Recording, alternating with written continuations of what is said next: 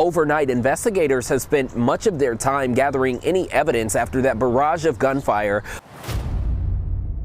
I rolled down my window of my car and I asked them, "Hey girls, what are you guys running from?" They're like, "There's a shooting, there's a shooting." Be careful for the tickets for the offender guns. They had 3 machine guns, 2 semi-automatics. Again, that address for that is 50 Hermitage. If someone can check on 50th and Hermitage.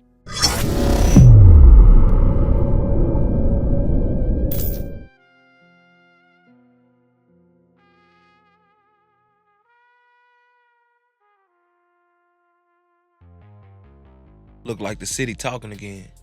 Not through politicians, not through reporters, not through press conferences.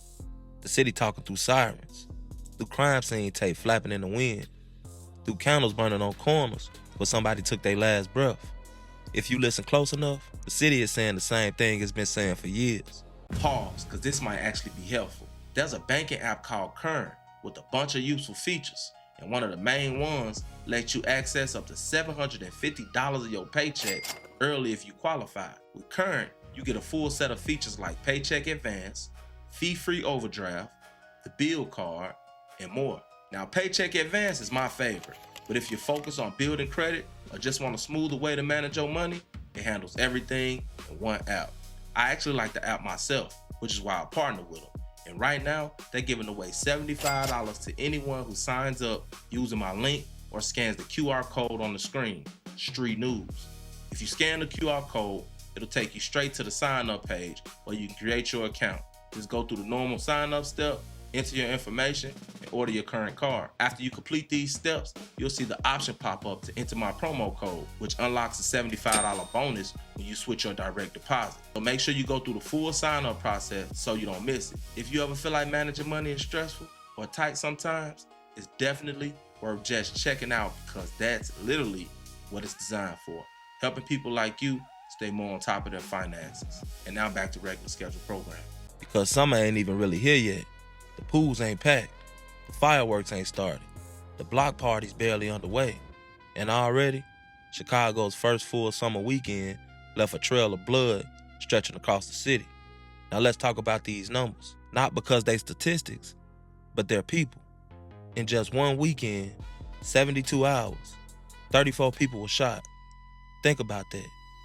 34. That's enough people to fill a classroom, enough people to fill a city bus, enough people to fill a family reunion photo. 34 people whose lives changed forever between Friday and Monday. And out of those 34, 6 people were killed, 6 lives gone, 6 futures erased, 6 families waking up this week carrying the pain they'll never fully recover from. 6 families waking up this week carrying the pain that they'll never fully recover from. And if that's not enough, 4 separate mass shootings happened in one weekend. 4. Those 4 incidents alone accounted for 17 shooting victims. 17 people caught in just 4 incidents. Nearly half of everyone shot that weekend. Then comes the number that should make everybody stop scrolling and pay attention. 9 victims were between the ages of 12 and 19. Kids, children, teenagers, the future. Young people who should have been enjoying summer vacation instead of becoming part of a weekend violence report. Every year, we say the kids are our future. Yet every year, the kids keep ending up in the crossfire. Some as victims, some getting pulled into the violence itself. And when children are becoming casualties and participants in street violence, that's not just a crime problem. That's a community crisis. Boy is now facing gun charges for a shooting that injured 4 other children. Community organizers and elected leaders are urging parents to step up. Tragic. And we have to do better as a community. Bomani Obadeli from Activist, an organization that works to deter violence, reacting to a violent weekend that left multiple young people hurt. Police were called to 45th and Prairie for a shooting that unfolded Saturday night. Community leaders say around 300 teens had gathered in the area. A 13-year-old boy is accused of pulling out a gun and shooting multiple people. The victims' ages range from 11 to 14 years old. That's the question we have to ask. How does guns get in the hands of 12 and 13-year-olds? So it is a head scratcher. There's no easy solution. We're not looking for it. We're not going to be as punitive with our young people, right? And don't want to really criminalize them. However, there's got to be some accountability. Alderman Pat Dowell saying in a statement, in part, parents must be accountable. The attention our young people seek must be found first in the home. Businesses that are complicit in hosting these events must be held responsible and, if necessary, closed. 3 hours later, also happening in Bronzeville, 3 people were shot near 46th and Federal. The victims are 2 young women and a man. An 18-year-old woman was last listed in critical condition after she was shot in the stomach. Over in West Garfield Park, around 1 this morning, police say they found a man shot to death in a car near Kinsey and Kilbourne. And in Lincoln Park, more officers will be on patrol after a woman was shot while standing outside a bar along Belden early Sunday morning. The victim was taken to Northwestern Hospital and was last listed in critical condition. It's unclear what led up to the shooting. Back in Bronzeville, Aclavis says they will be hosting a number of community events to keep young people engaged throughout the summer. We have this basketball initiative that's kicking off today, Aclavis Sports, out at the Pullman Center. And then we're doing these Play Streets events on the west side in North Lawndale. And we will be doing some hyper-local, kind of community events across the city to allow young people to do just that, to be safe, peaceful, with some adult supervision. As far as the 13-year-old boy who was arrested and charged, he will face a judge later today. The violence stretched across back of the yards, Inglewood, Chatham, South Shore, Austin, Garfield Park, Grand Crossing, and even downtown. The pain didn't stay on one block. It traveled like a storm moving across the city. Now here's the part nobody wants to hear. The streets love talking about loyalty. The streets love talking about respect. The streets love talking about justice. But how can we demand justice while helping create more funerals? How can we say every black life matters while treating black lives like they're disposable? How can we cry over one lost life and then celebrate the next act of retaliation? That's the contradiction. That's the hypocrisy. The streets will tell you that they're about family, yet every weekend, families getting destroyed. The streets will tell you they're about love, yet every weekend, mothers are burying children. The streets will tell you they're about honor, yet every weekend, another young life gets added to a statistic. At some point, we got to stop lying to ourselves.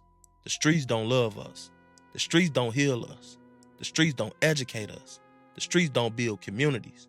The streets consume community, and every summer they come back hungry. A city can't heal while it's constantly bleeding.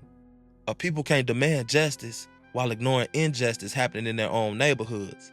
And until we start having the same outrage for every black life lost, whether it trends nationally or not, the cycle will continue.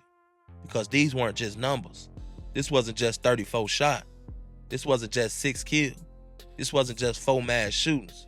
This wasn't just 9 young victims. This was one weekend, 72 hours. And summer hasn't even really started yet. This is SNTV. Y'all know what I like to say. Never put too much trust in friends. Learn how to use enemies. And try not to get slimed out. I'm gone.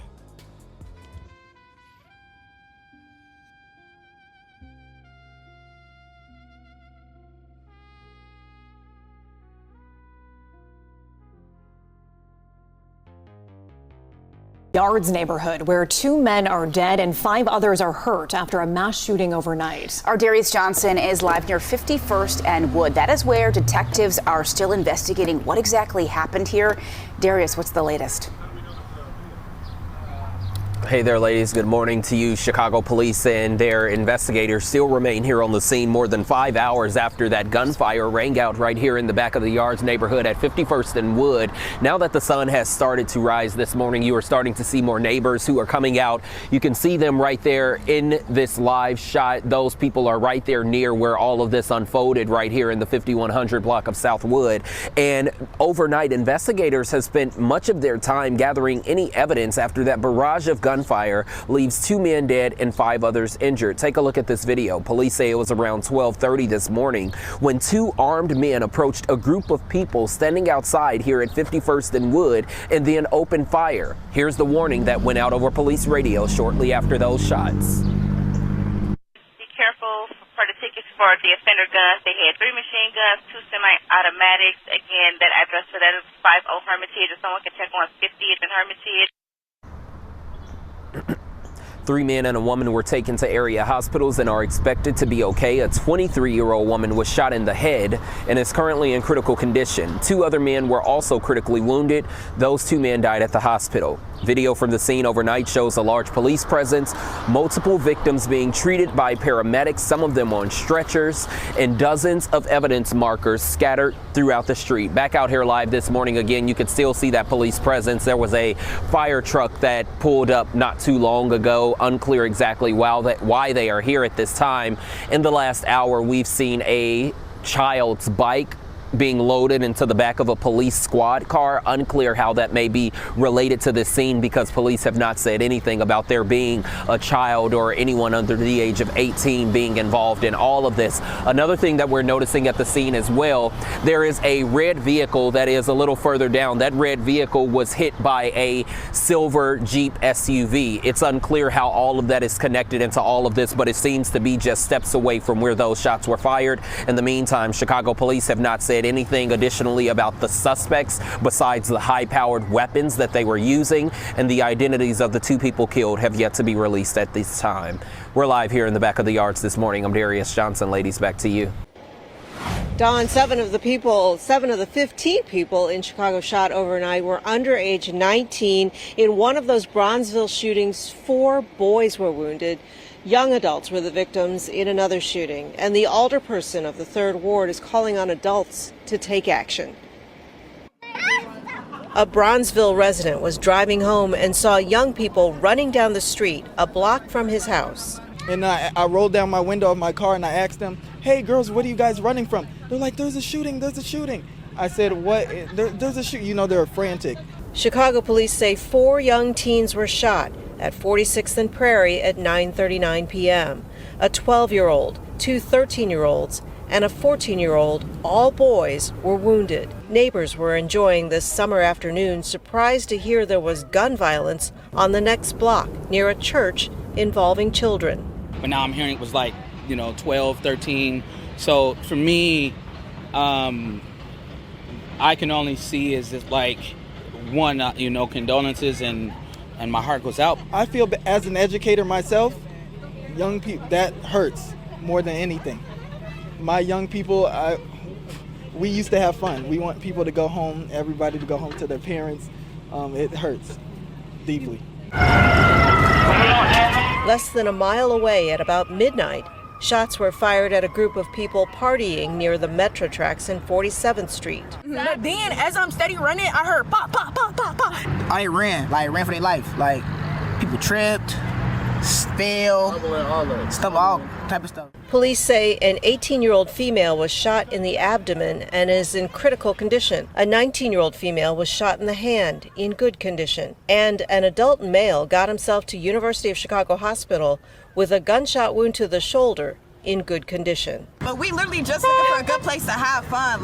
They damn near making it impossible with all these guns. 3rd Ward Alderperson Pat Dowell released a statement that reads in part, "Parents must be accountable. The attention our young people seek must be found first in the home." She added, "We must hold social media companies accountable. Social media companies are enabling this behavior." And Alderperson Dow said the summer is starting off wrong. Gun violence is destroying young people and communities. Now, police have not said if these shootings were random, targeted, or related. But in a late update tonight, police say they do have a person of interest in the shooting of those 4 boys.